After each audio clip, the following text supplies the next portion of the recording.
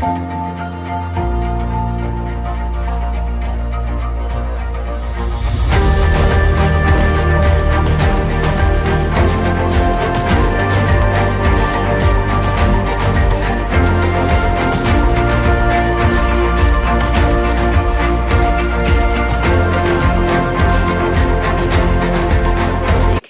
regular meeting of the Board of Lane County Commissioners for Tuesday, November 5th, 2024.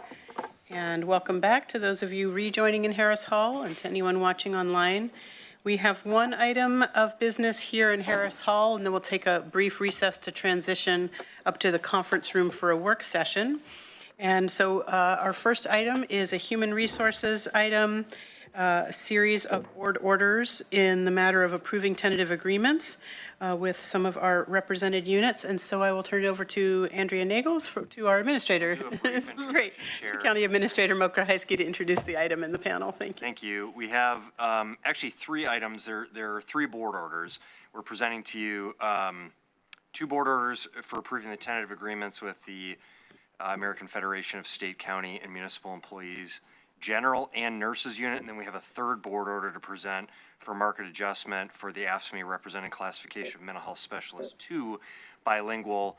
As is our understanding, the Commissioner Farr needs to recuse himself from that one, so that's why you have three here. And I'm going to turn it over to Inger Wood, our Labor Relations Manager. Christine Moody has joined us, our budget manager, and then our senior assistant county counsel, Andrea Nagels, is here as well. This comprises a good portion of the county's bargaining team, although not all of those folks, but I know Inger will walk you through the process and those involved, both from the county and from AFSCME, and here to answer any questions you may have. Thank you. Thank you, Steve, and good morning, Chair, or afternoon, sorry, not good morning.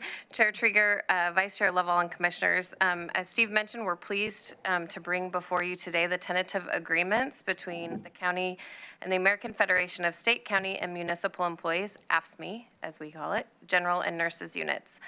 The membership of the two bargaining units voted to approve these tentative agreements in late October. The general unit represents approximately 835 employees, and the nurses unit represents approximately 129 employees. Following the priorities, goals, and objectives established by the board, the county's bargaining team began bargaining with AFSCME on March 20th, 2024.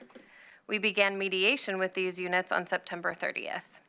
After 3 mediation sessions, we were able to reach full tentative agreements with both units. I won't go over all of the changes in the agreements, as there's a summary in the agenda packet materials along with full red lines of both agreements, but I would like to highlight a few of the changes. There's a 4% adjustment overall to the salary schedule and a 4.3% COLA for all employees in both contracts effective retroactive to the first full pay period following July 1st, 2024. There's a minimum of 2% and a maximum of 5% COLA based on the previous calendar year CPIU West for both agreements in year 2 and 3. Targeted market adjustments to bring classifications within the plus or minus 5% market range based on board direction. The classifications receiving market adjustments for the general unit are Accounting Clerk 2, Payroll Specialist, Mental Health Associate, Mental Health Specialist 2, Mental Health Specialist 1, Mental Health Specialist 1 Bilingual, Peer Support Specialist, WIC Certifier Bilingual, Administrative Assistant, Administrative Analyst Senior, Maintenance Specialist 1, 2, and 3, Animal Welfare Officer, Senior Animal Welfare Officer, Waste Acceptance Technicians, Senior Planner, Electrical Inspector, Building Safety Specialist 2, Juvenile Counselor 1 and 2, Juvenile Counselor 2 Bilingual, Juvenile Justice Specialist, and Juvenile Justice Specialist Bilingual. The market adjustments for the nurses agreement are Licensed Practical Nurse Bilingual, Expanded Practice Dental Hygienist, Expanded Practice Dental Hygienist Senior, Nurse Practitioner Mental Health, Physician Associate, and Physician Associate Bilingual. In order to help control current and future costs related to health plans, AFSCME has agreed to provide all new employees hired on or after January 1st, 2025, access to the high deductible health plan and the plus plan only. Employees hired before that date will have access to both those plans and retain access to the copay plan. Effective January 1st of 2026, we have the following changes that will take effect to the health insurance plans. The Plus Plan and the copay plan specialty drugs will require a 30% coinsurance up to a $100 employee maximum, and the copay amount for specialist office visits will increase to $50. Currently, it's set at $35. All plans will cover generic preferred drugs, with brand name drugs covered only when medically required by an employee's physician. Employees and their spouses who use tobacco products will pay a monthly surcharge of $25 per month per person, up to a $50 maximum. The annual out-of-pocket maximum will increase for all plans, and the ability for an employee to receive full funding of the high-deductible health plan deductible into the HSA or HRA account will be dependent upon completion of the annual health risk assessment, which means that employees still have the option to have their high-deductible health plan deductible fully funded. There are no changes to the monthly contributions employees make towards their health insurance, which are between $0 and $70 per month, depending on which plan and level selected, and whether the employee participates in the Live Well incentive program to receive a $20 monthly credit. Auto enrollment language on deferred compensation to encourage folks to save for retirement at the rate of 1% for an employee contribution was changed. An employee can also opt out of this increase at any time, but there's auto enrollment as folks join this union. Increases to time and pay for training required for license, certification, or registration to maintain a license, certification, or registration to meet job requirements for job classification. Specific language is added there. We added additional classifications eligible for footwear allowances in the general unit. The nurses agreement includes a one-time payment each of the 3 years of the agreement in the amount of $3,500 for nurse practitioners, mental health nurse practitioners, and physician associates. Nurses receive an increase for uniform allowance from $350 to $450 annually. In addition to the economic items, the county's bargaining team worked with AFSCME's team to provide clarity to contract language, as well as establish some new provisions. For the general unit, the total estimated additional cost for the tentatively agreed upon changes ranges from $28,246,718 to $36,618,252, depending on the final CPIU COLA adjustments over the 3-year contract period. For the nurses agreement, the total estimated additional cost for the tentatively agreed to changes ranges from $7,555,596 to $9,522,905, depending on the final CPU for those COLAs over the 3 years. The tentative agreements are for 3-year contracts that will expire on June 30th of 2027, and as I stated at the beginning, the AFSCME membership has voted to ratify the agreements. The county's bargaining team members are all supportive of the recommendations to approve the tentative agreement. And before we turn it back over to the commissioners, we would like to just take a moment to thank everyone who participated in the negotiation process. As Steve mentioned, it's a large group. And it takes an extraordinary amount of time and patience, and truly is a team effort. We want to especially thank our AFSCME partners, which we have some here in the audience with us today. From the general unit, we want to thank Larice Rivera, Jennifer Maurer, Mary Troffus, Ryan Porteous, Tim Jenkins, Rochelle Johnson, Jenny Tinsley, Lyle Klingman, Craig Wilson, Sarah Lanius. From the nurses unit, Larice Rivera, Jennifer Maurer, Tia Morehouse, Tessa Frierson, Mindy Kuykendall, Karen Blunden, and Sarah Lanius. And from the county, Andrea Nagels, Carrie Crabtree, Christine Moody, Eliza Kaczynski, James Trujillo, Kristen Mayfair, Lance Inglett, Lisa Willis, Lauren Blythe, Myra Fodor, Sarah Halverson, and then in addition to our bargaining team, we also have a prep team that included Christian Barrientos, Jill Allen, and Kristen Noble.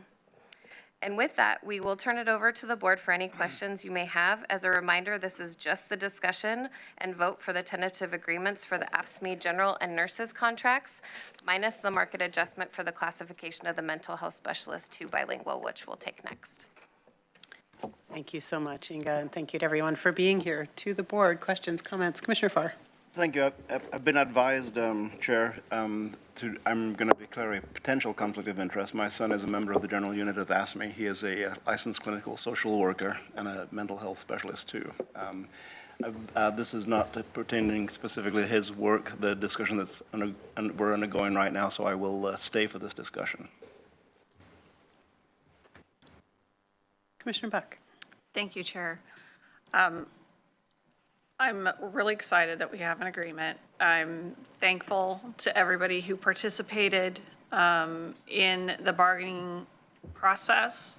I know that it's hard because nobody gets everything that they want. But there were times when I was thinking this might not be possible. But the fact is, you remained engaged and committed, and I thank all the members of the AFSCME team all over the county for their hard work, and know that this is a culmination of almost a year's worth of negotiation. We have some new members on the bargaining team. I know that that's probably a learning curve and creates challenges, but in the end, I'm excited that we're at this point, and pleased to support your work.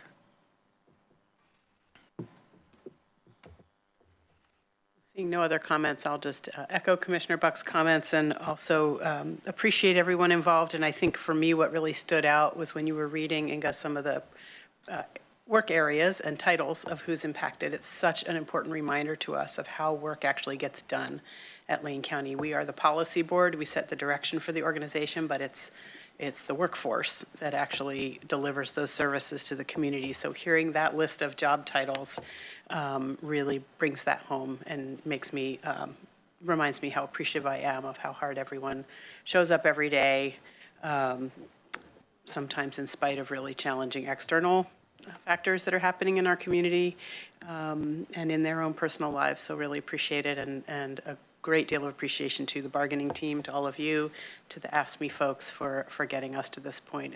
It's an important day, and very much appreciate all your work.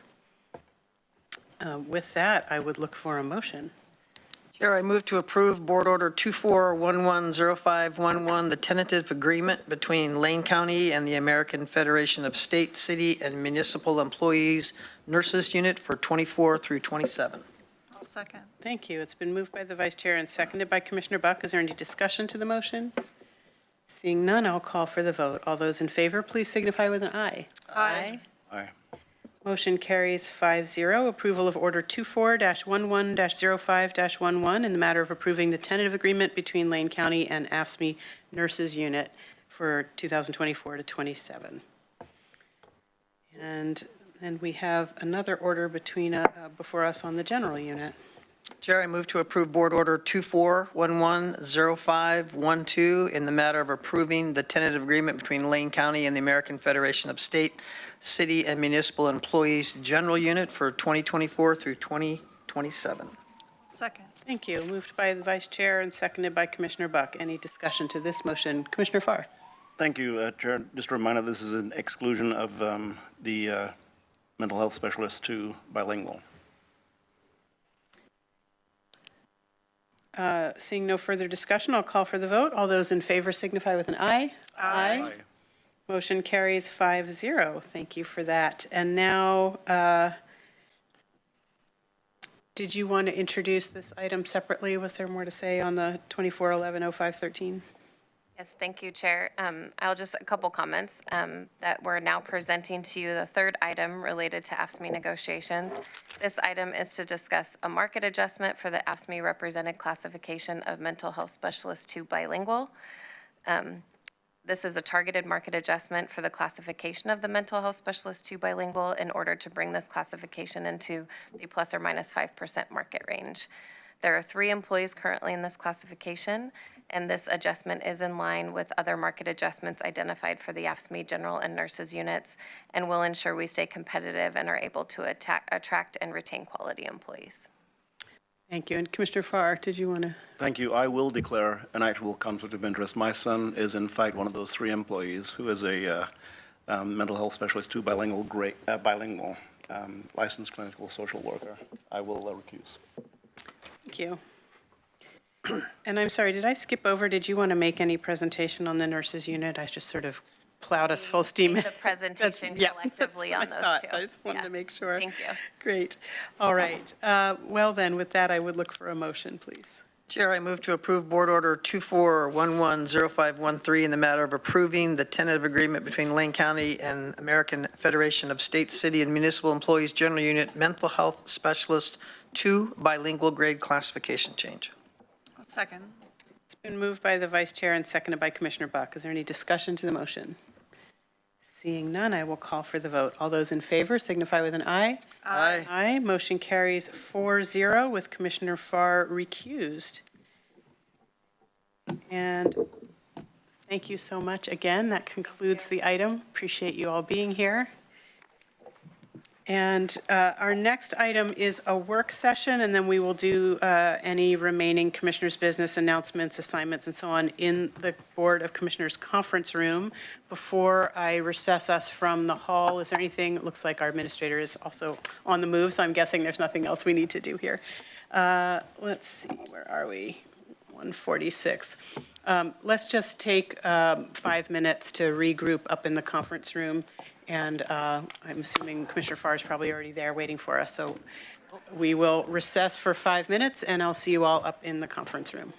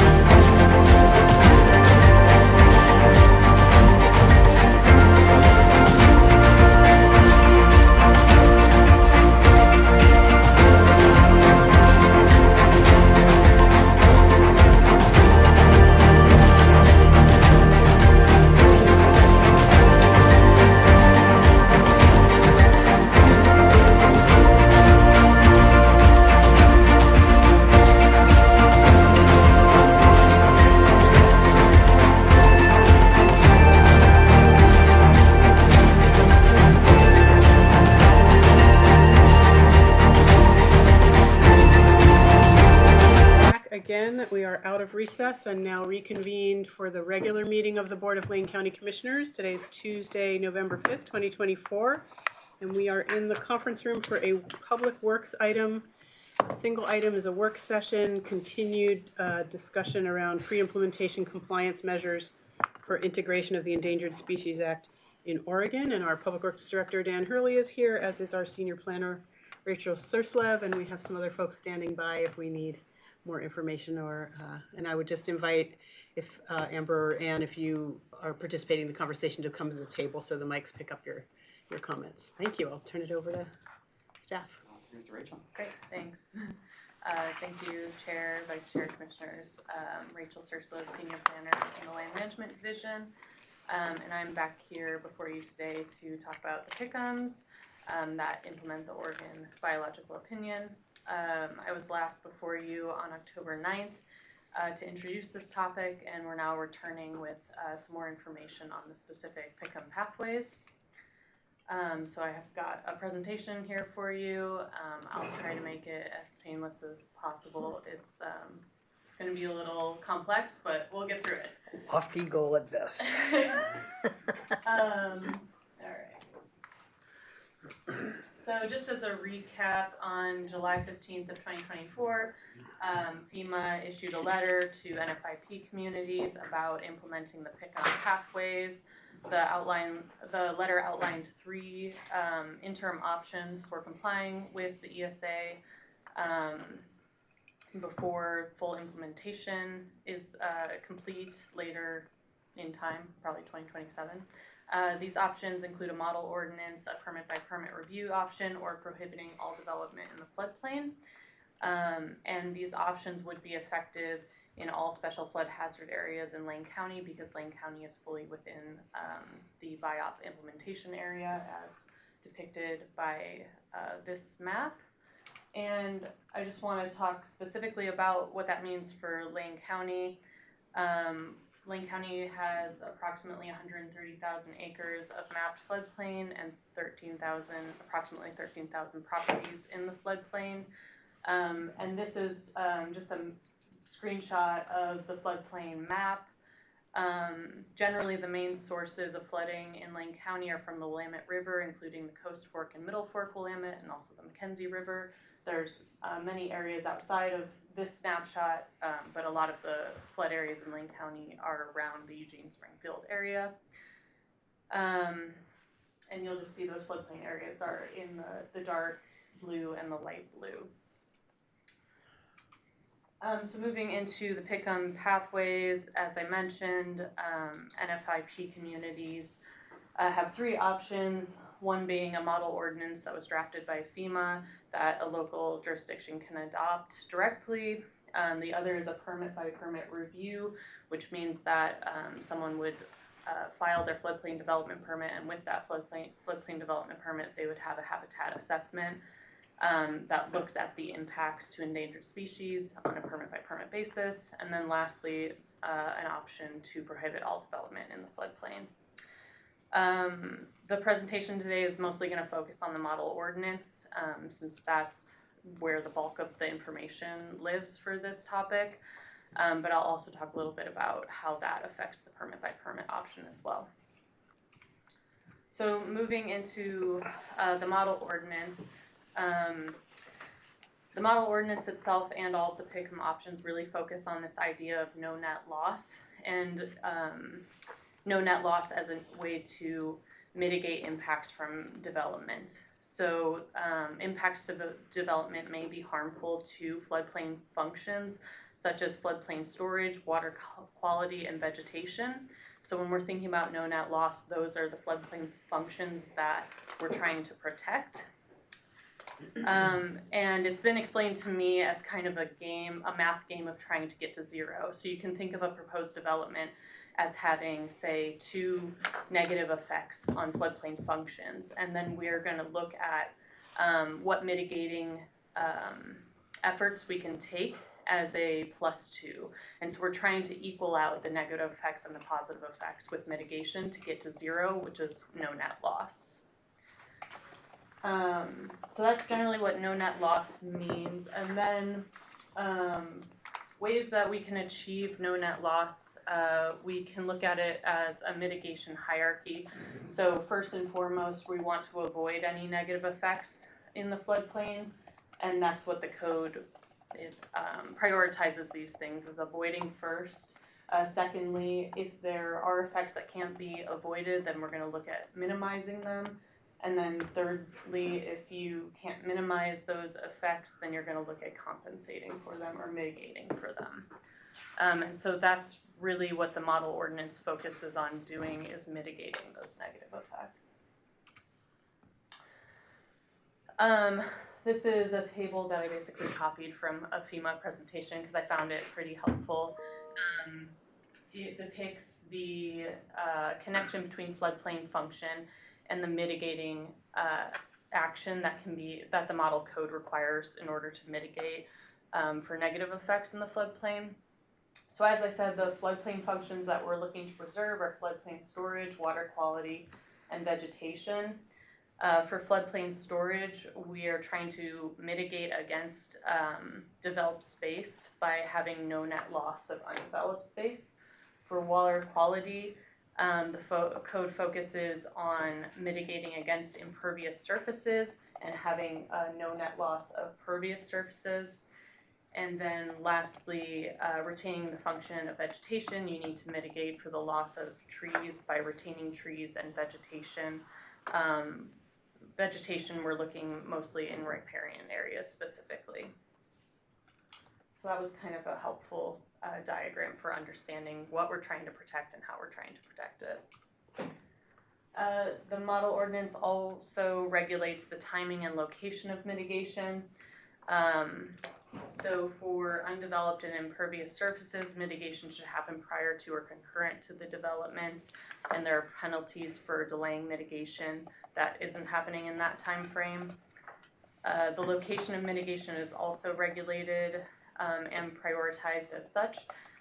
Mitigation should firstly occur, if possible, on the lot or parcel where the development is happening. If it can't happen on the same lot or parcel, it needs to happen within the same reach of the water body that is the source of flooding. If it can't happen in that same reach, then it has to be established in the same watershed. So again, it's kind of a tiered approach to where mitigation is occurring.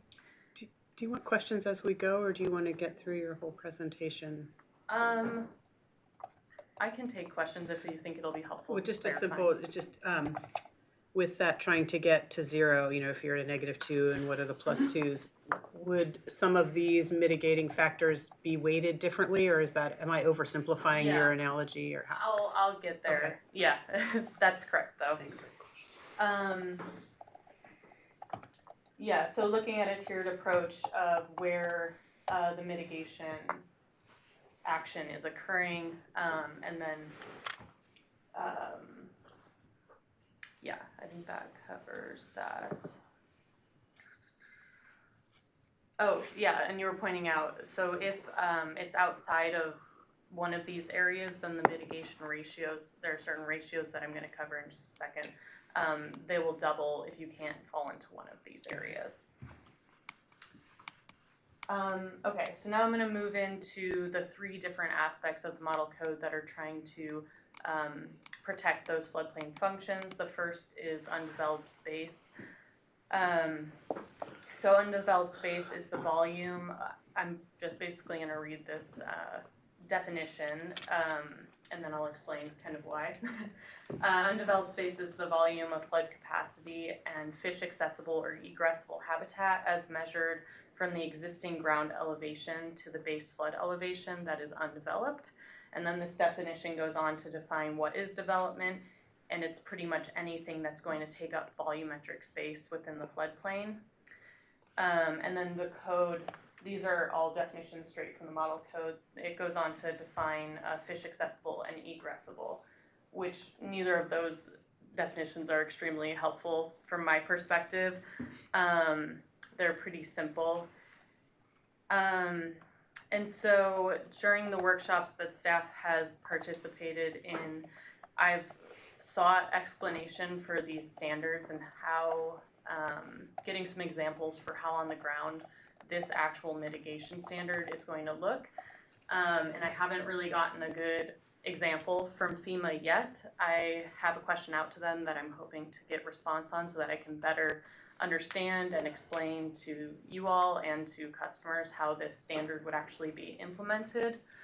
The only example that FEMA provided relative to this was mitigating developed space through removal of structures, which that doesn't seem applicable to all development proposals. Not every development proposal is going to be able to include removing a structure from the property.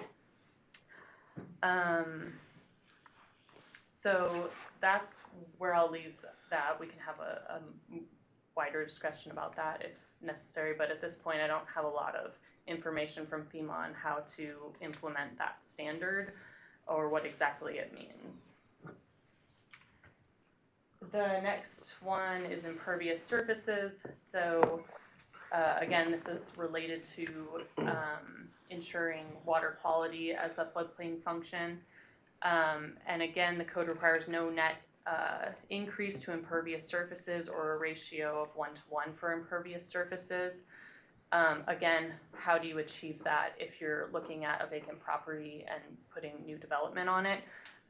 The code's a little bit clearer in this situation in that it calls for no net increase, but then it gives you options for how to mitigate if there is a net increase in impervious surfaces. And those options are using green infrastructure or low impact development to mitigate impervious surfaces. And the code is pretty broad in defining what green infrastructure is and low impact development, but both generally deal with managing stormwater runoff and minimizing its impacts to waterways. Examples of this would be like rain gardens, bioswales, green roofs, or permeable paving. So this was a little bit more concrete in my mind. And then the code also includes another section or option, whereas if you're not taking a green infrastructure or low impact development path, you have a series of stormwater regulations that you can comply with in order to mitigate those impacts. And then kind of the third prong here is trees. Again, the model ordinance is trying to preserve vegetation and trees in floodplain areas, and the code requires no net loss of trees with 6 inches in diameter or greater. And there's a replacement ratio for trees with a diameter greater of 6 inches, and it depends on how large the tree is. So as the tree gets larger, you have to replace it with more trees, essentially. Rachel, what distance from the stream? This is within all special flood hazard areas. So I'll, in two more slides, I'll get to kind of the meat of what this looks like more. And then the code specifies replacement trees must be native species to a level 3 ecoregion. In Lane County, that means the Willamette Valley, Coast Range, and Cascades. Again, I have some questions out to FEMA about how we determine what is a native species. Are they going to produce a native species list for us to use? So I still have some questions about this model ordinance. Okay, and then yet another aspect of the code is riparian buffer zone. So the code also identifies a riparian buffer zone, or RBZ, that's 170-foot setback from ordinary high water where it intersects with the special flood hazard area. So this standard is only for special flood hazard or floodplain areas, but it's an additional buffer being identified by the model ordinance, where there are going to be additional standards if you are in that stream buffer area. Generally, the mitigation ratios are higher within this area because my understanding is that the intent is to protect the riparian habitat, since that's more beneficial to floodplain functions. And there's an additional beneficial gain standard, which is 5% of the total project area within the buffer zone has to be replanted with native species. So that's kind of like an additional aspect. Okay, so lastly, so this is the mitigation ratios and multiplier table. It is part of the model ordinance. And this kind of outlines what, to what degree we have to do mitigation for ensuring undeveloped space, impervious surfaces, and retaining trees. So for areas that are designated as riparian buffer zone or floodway, there are certain ratios that exist for undeveloped space, impervious surfaces, and for trees based on the diameter of the tree being removed. And the ratios for the riparian buffer zone and the floodway are greater than for just the standard floodplain, because that area is usually more critical for habitat of endangered species, and it's more important to protect that habitat close to the river. And then, so that's that first line. The second line is for areas outside of the riparian buffer zone, but that are still floodplain. These mitigation ratios are a little bit less than within the floodway. So you can just see, for instance, like if we're looking at the second line, in a floodplain area, if you remove one tree with a diameter of 6 inches, you'd have to replace it with 2. So that's kind of how those ratios are working. And then the second half of the table are mitigation multipliers. So this is going back to the location where mitigation is happening. This first line is for mitigation that's happening off-site but within the same reach of the water body. The mitigation is required to be multiplied by 100%, or in other words, it gets doubled when it's within the same reach. And then looking at the last line, when mitigation is off-site in a different reach but in the same watershed, then the mitigation required is multiplied by 200. So basically you have to mitigate more as you get further away from where the development is located. And then there are some exemptions within the model ordinance. And these are exemptions to the no net loss standard. So that means that these things still would likely have to be receiving a floodplain development permit of some sort, but they don't have to meet the no net loss standards. So those are generally maintenance to structures, road maintenance, landscaping, agriculture, removal of hazard vegetation, utility maintenance, flood control facility maintenance, and habitat restoration. So those things don't need to meet the no net loss, but they would probably still need a floodplain development permit. That is, in general, the model ordinance. I'm thinking maybe, would it be a good time to take questions on this part, or would you like me to just keep going through the presentation? See if there are questions, and it's a lot Yeah. of detail. See if there are questions. If not, there might be in a comparative after you do the Yeah. rest. Yeah. Sure. I don't. I'm just wondering, Rachel, if you don't mind, the street, sidewalk, and road maintenance exception, obviously there's a case that comes to mind that a person's saying that they're trying to get a street onto their property and it's in a floodplain and they're having a real hard time with it. Is that something that is going to be, with these exceptions, an onerous process for them to lawyer through a certain process, or is this a way that we're trying to streamline this process to make it easier for our customers. Specifically the exceptions. Right, in light of all of that, I mean, I'm thinking of, you know, that one case that we've talked about already, about a street or a driveway coming through a piece of property, Yeah. and that there's been a big discussion, it's been a 2-year-long process, so, I mean, Yeah. are we making this better or worse? Well, these exemptions specifically come from the model code, so it's not something that I came up with specifically. My guess would be that the street, sidewalk, and road maintenance is probably referring to public development of streets and road maintenance. And I say that because a lot of the examples that FEMA has given, that I've heard from FEMA so far, when they're talking about private property development, they are in a situation where someone is putting a driveway on their property, they are accounting for that and mitigating for it. So that's subject to these standards in the examples that I've seen. So I would guess that this exemption is probably geared towards more like public roads and public road maintenance, but that's the best I can answer that right now. I could certainly field that question to FEMA and see. So in my mind, hearing that, it's sort of like this is more of a public approach and doesn't really help our private citizens in that 13,000 lot acreage that we're talking about to actually get things done on their properties. Is that what I'm hearing? Can I throw out another? Sure. Yeah, please. I mean, and If you would just come to the table, Ann, just so the mics pick you up, thanks. Close enough? Yep.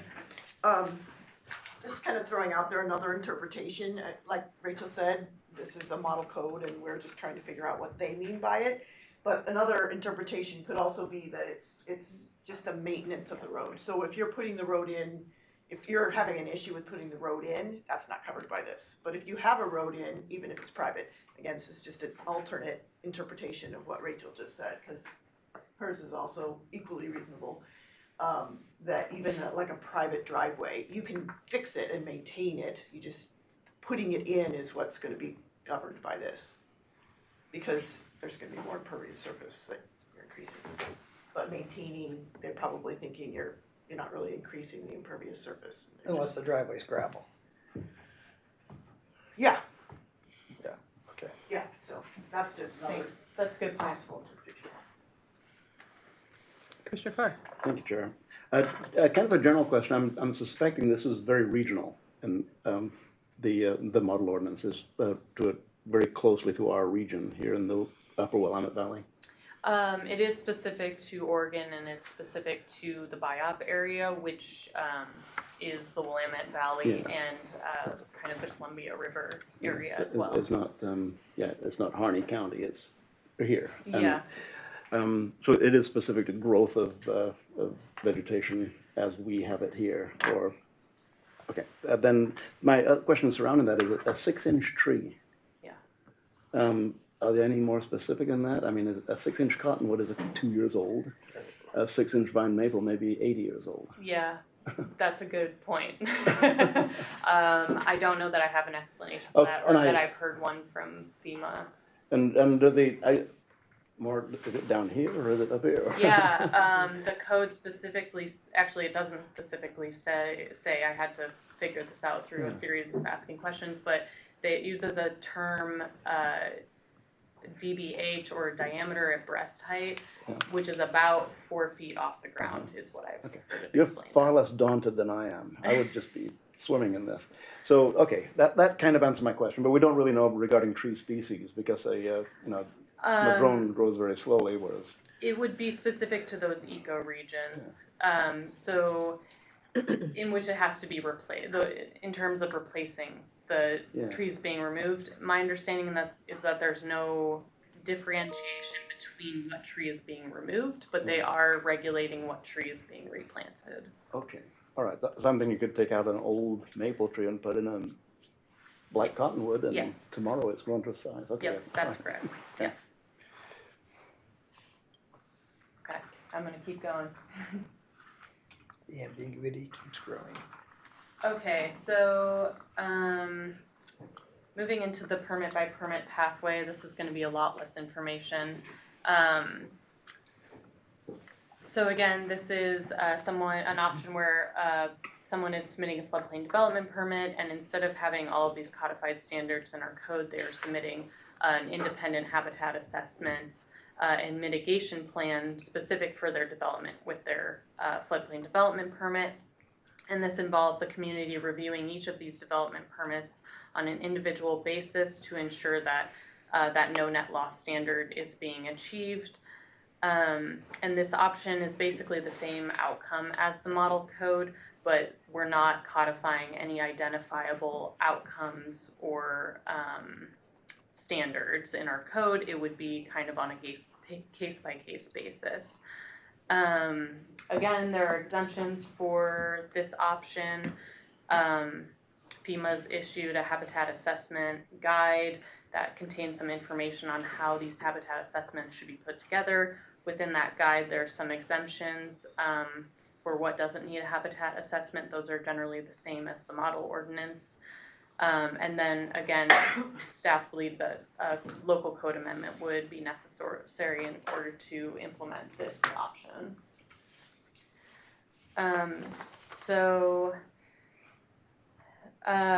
I did learn a bit, went to the workshop on this permit by permit pathway as well, and the assessment that's submitted with a floodplain development permit would be put together by a qualified professional. FEMA doesn't say who a qualified professional is, but leaves it up to the community to define what practitioner or what person would be able to do that assessment. So that's something that we would have to define if we went with this pathway. And generally during the workshop, FEMA basically worked through an example of a habitat assessment, a sample one. And in their analysis of the sample habitat assessment, they identified 6 steps that should be included in an assessment. This includes describing a project area, describing the existing habitat and the proposed project, then assessing the environmental effects and the mitigation alternatives, and lastly, coming up with a mitigation plan that outlines specific actions and monitoring to achieve no net loss. And in the example given, it generally followed the same outcomes and standards as were in the model code. So it's really focusing on retaining the floodplain storage and water quality and retaining and replacing trees. So I kind of view this option as implementing the model code, but without adopting any of those standards for people to see. So there are some benefits and drawbacks to this approach, but that's how I'm understanding it at this time. At what point does that said qualified professional step in? I mean, is that It would be before they. before you even start step 1? Yeah, it would be before they submit their floodplain development permit. They would have to work with their qualified professional to put together the habitat assessment, and the habitat assessment would include all of those steps, and they would submit that with their permit to the county, and we would review it and make sure that it contains all of that information that we need. Is there anything in that you felt going through the seminar, the thing that you went through is that, I mean, is there a certain standard that FEMA's going to judge who we define as qualified? I mean, that's a pretty broad area of expertise to have someone answer all those 6 steps. Yeah. I wonder where we're going to find such people. No, they didn't tell us who would be a qualified professional. So if we hired Ann because we thought she was a good planner, but she has 4 of these 5 steps not in her resume, are they going to say, nah, you can't have her?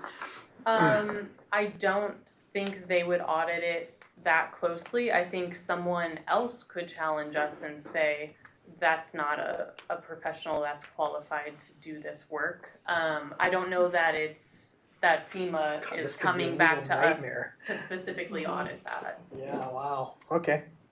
I'm sorry, I'm kind of off in the weeds here, but wow. That's okay. Okay, so I'm going to talk about the third option if we're feeling good about moving forward. Please. So lastly, at the last work session, the board expressed some interest in a temporary moratorium. So we took a look at what it would take to implement that. Moratoriums are governed by Oregon Revised Statute 197, which outlines a process. And it's very similar to a legislative code amendment process. It involves notice to Department of Land Conservation and Development, and a ballot measure 56 notice to affected properties. It involves public hearing and making findings as to why the moratorium on development is needed. It can only be in place for 120 days, but there is the possibility of extending it for up to 6 months. And then it is something that can be appealed to the Land Use Board of Appeals as well. So really, it would be the same as doing a code amendment to prohibit all development. They seem like very similar options to me. And yeah, given that this is the process for a moratorium, if we went with this pathway, it's still unlikely that we would be able to complete this process before that December 1st deadline. Okay, so then looking at next steps, I did receive some updates from FEMA through attending those workshops, and most notably, FEMA is working on updates to their model ordinance and to the Habitat Assessment Guide document after receiving feedback from communities. My understanding is that they are going to be doing tweaks to the model ordinance. They're not going to be doing really significant changes that are going to affect like the information that I gave to you today. But hopefully they'll be clarifying some of the things that I and other communities have questions on. And then the Habitat Assessment Guide that they issued was, they realized, much too complex and much too lengthy. It was around 50 pages. So they are working to condense that and make it a little less complex for local professionals and community members who are reviewing it, and for local officials who are reviewing it. So also lastly here, we're before you today hopefully to get direction, but since I created this PowerPoint, we've also had discussions about what our next steps should be for this project. Sorry, I'm skipping the suspension and probation. So let me go back to that. FEMA has made it clear that they don't intend to pursue suspension or probation for NFIP communities for noncompliance on December 1st. So they maintain that their deadline is still December 1st, that we still need to choose and implement by that date. But if we are actively working towards compliance, say we have a plan for a code amendment and we've informed FEMA of that plan by December 1st, my understanding is that there's going to be no immediate penalty for not having something implemented by December 1st. So then moving forward, we initially wanted the board to provide some direction on a pick-em pathway today, but we've since identified that there's going to be some legal risks with whatever pick-em pathway the board might choose. So staff believes that it's necessary to have an executive session where Ann Davies, our assistant counsel, is going to go over those legal risks with the board, and we've scheduled that for next week on the 12th. And then I will come back after that executive session and we can have any more discussion if necessary, and then hopefully the board can provide some direction after that executive session. And that concludes what I have to say. So I'm happy to take any questions. Great, thank you. And thank you for setting us up to have the opportunity to have some conversation about some of the issues that got raised today with council at the table. Are there any other questions or comments from commissioners for today, knowing that this will come back before us next week? Good on you for weeding through this. Yeah. Honestly, all of you. I mean, this is like you're kind of going through it like with a cane, kind of tapping your way through the minefield here. So yeah, I think the plan going forward with the exec session and that is a reasonable, smart way to kind of chip away at this puzzle. Great. Okay, Commissioner. I honestly feel like it's pretty much set up where you are put in a position where you need to pick the model code. I mean, out of the three that are really listed, and I look forward to hearing in the exec session, what the liabilities are for these, but I kind of feel like the way they've laid it out to communities, that's the way it's almost, you're put in a spot where that's the likely choice that you have to make. I have a question surrounding that. Is there a hybrid option where you have the model code and then but on permit by permit on specific and special circumstances? Yeah, thanks, Commissioner. That is a question that I heard come up many times in the workshops, and we got an affirmative from FEMA. They indicated that it shouldn't be a problem for a community if they wanted to have both options for the public to choose from. Basically, that would be okay. Because we have the top of the Three Sisters and the Heceta Head Lighthouse in Lane County. Bit of difference in between. Okay, great, thanks. Okay. Vice Chair. Yeah, thank you. Just one more thing. It's kind of reminded in my head reading through the packet. Was there a place where the communities could also pick to not adopt a mitigation plan and waive it? Is that what I read, or is that something else that's coming to mind that I'm getting confused? I mean, like for example, the 6-inch tree thing. Could the community board policy makers decide that would be something they would waive to be part of a hybrid program, as Commissioner Farr indicated? My understanding is no. If we were going to adopt the model code, my understanding would be that the standards identified generally in the model code would have to stay in the model code. I do understand that we can make some tweaks to the model ordinance, but the ultimate outcomes and the floodplain functions that are being protected and how they're being protected, that general framework needs to stay in place. If that said, if the permit by permit pathway were pursued, then it's a little bit less clear as to what needs to be contained in that habitat assessment. From the workshop, my understanding, the sample habitat assessment that they showed us basically followed the outline of the model ordinance. So my understanding is that FEMA's expectation is that the habitat assessments would include basically everything that's in the model ordinance, but there will be no codified requirement that say your individual habitat assessment includes tree replacement. My understanding though is that that's FEMA's expectation, is that it would. So there is not one model code or permit by permit where the net loss covering rules would be grade in a sense, is what I'm hearing you say, right? Yeah, Gotcha. I believe that's true. I do have one last question. You may not be able to answer this. This comes out of Region 10, which is Washington, about headquartered in Boswell. Was this written in Region 10, or was it written in Washington, D.C. and sent to Region 10? If you don't have an answer to that. I believe it was written in Region 10. Okay. I do know that they've gotten some assistance from other regions as well, though. Okay, all right, thanks. All right, well, thank you. Yeah, The thank saga you. continues. We'll see you next week. Yep. Great. Well, then we are, Commissioners, almost at the end of our meeting. We do have item 11, Commissioners' Business. So I'll ask if there are any announcements from Commissioners today. Seeing none, any future board assignment requests? None. No assignments to review. Any other business from our administrator and Commissioners? Pretty good of the order. well then, with that, at the sound of my gavel, we will be adjourned, and I will see you all back in Harris Hall, 9 a.m. on Tuesday, November 12th. We are adjourned.